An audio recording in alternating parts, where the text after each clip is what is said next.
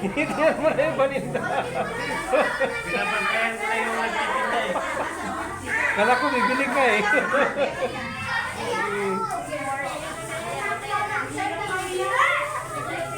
Ayan po ah.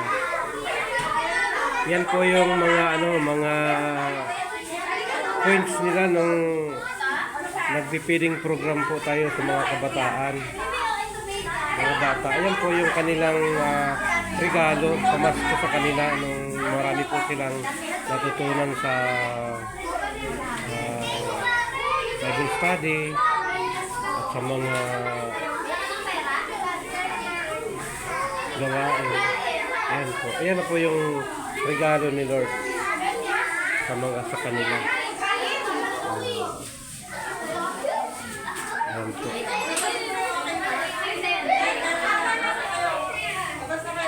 Masaya ang mga bata. Sila po yung magtsatsaga na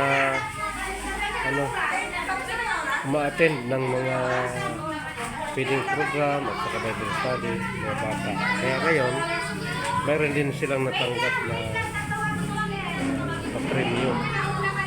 Ayan po, marami po yan. Nasa labas pa yung iba. Batch lang po yan. Pangalawang batch na.